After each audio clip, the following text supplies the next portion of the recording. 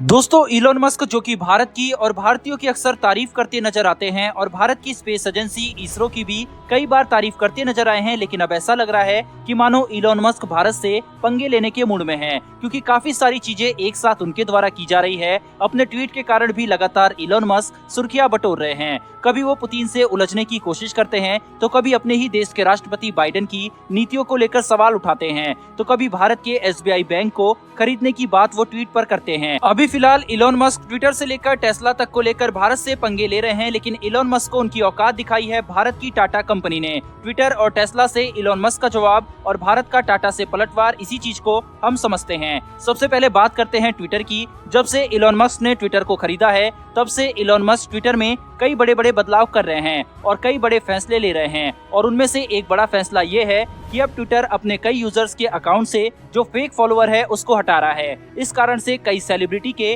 रातों रात लाखों की संख्या में फॉलोअर्स कम हुए हैं। यहाँ तक कि अमेरिकी पूर्व राष्ट्रपति बराक ओबामा के अकाउंट से 3 लाख से ज्यादा फॉलोअर कम हुए हैं। इनके अलावा सिंगर कैटी पेरी और अन्य सेलिब्रिटी के साथ भी यही हुआ है। डिजिटल एजेंसी की एक रिपोर्ट के मुताबिक PM Modi, Donald Trump, Shahrukh Khan, Kejriwal, Rahul Gandhi जैसे पॉलिटिशियन और सेलिब्रिटी के अधिकतर फॉलोअर्स भी फेक हैं। ऐसे में क्या इलोन मस्क इनके फॉलोअर्स को भी रिमूव करेगा, ये सबसे बड़ा सवाल है। अब दोस्तों, आप सोच रहे होंगे कि इसमें गलत क्या है, तो मैं आपको बता दूं कि ये इन्फॉर्मेशन वॉरफेयर का जमाना है। एक गलत इन्फॉर्मेशन किसी देश को बर्बाद करने के लिए या किसी भी बिजनेस के शेयर्स को डुबाने के लिए काफी है। इलोन मस्क का ट्विटर खरीदना कई संदेह पैदा कर रहा है, क्योंकि इनका झुकाव चीन की तरफ ज्यादा, और इसका कारण है टेस्ला का पूरा मार्केट चीन के कब्जे में है। अगर चीन ने टेस्ला पर रोक लगा दी तो टेस्ला बुरी तरह बर्बाद हो सकता है। वहीं पर इतनी बड़ी राशि एक हफ्ते में कैश देकर इलोन मस्क ने सबको चौंका दिया था, और ये बताया जा रहा था कि कैश अमाउंट का बंदोबस्त भी चाइना द्वारा ही किया गया था। तीसरा, कोई बिजनेसमैन फ्रीडम ऑफ स्पीच के नाम पर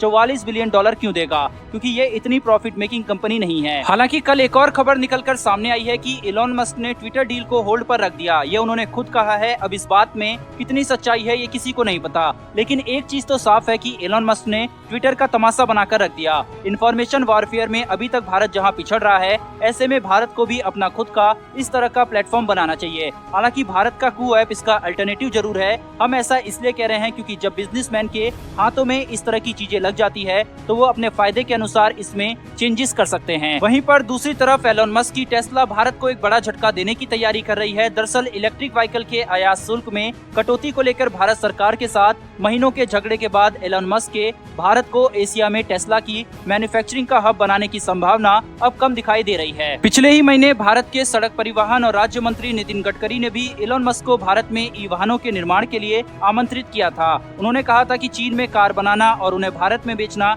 ये अच्छा प्रस्ताव नहीं हो सकता, इसीलिए आपको इंडिया में यूनिट खोलनी चाहिए। लेकिन एलोन मस्क को बातें समझ में नहीं आ रही, और अब भारत की जगह इंडोनेशिया में टेस्ला की मैन्युफैक्चरिंग यूनिट लगाने की तैयारी कर रहे हैं एलोन मस्क। इसके लिए बकायदा टेस्ला के सीईओ अब इंडोनेशिया के राष्ट्रपति से मिलने भी जा रहे हैं। इंडोनेशिया निकेल का शीर्ष उत्पादक भी है, जो बैटरी के लिए एक प्रमुख धातु है। हाल के महीनों में इंडोनेशिया ने अपने विभिन्न प्रकार के प्रोत्साहनों के माध्यम से कई बैटरी और कार निर्माताओं का ध्यान खींचा है। कुल मिलाकर एलोन मस्क भारत को एक बड़ा झटका देने की तैयारी में है। हालांकि टेस्ला अब कब आएगी भारत में ये कहा नहीं जा सकता, लेकिन इस क्षेत्र में भारत की टाटा कंपनी भारतीयों के लिए टेस्ला से कम नहीं है। ऑटोमोबाइल इंडस्ट्री के क्षेत्र में टाटा ने अब बड़ा कमाल कर दिखाया है। दरअसल जो टाटा नेक्सॉन ईवी है, उसने काफी सारे लोगों का ध्यान अपनी तरफ इसकी रेंज की वजह से खींचा है। अभी तक इसमें जो एक कमी थी वो रेंज को लेकर थी, जिसको अब टाटा की तरफ से दूर कर लिया गया है। दरअसल हाल ही में इन्होंने अपनी नेक्स्ट जनरेशन वाली नेक्सॉन ईवी मैक्स को लॉन्च कर डाला है। इसकी रेंज 125 किलोमीटर से ज्यादा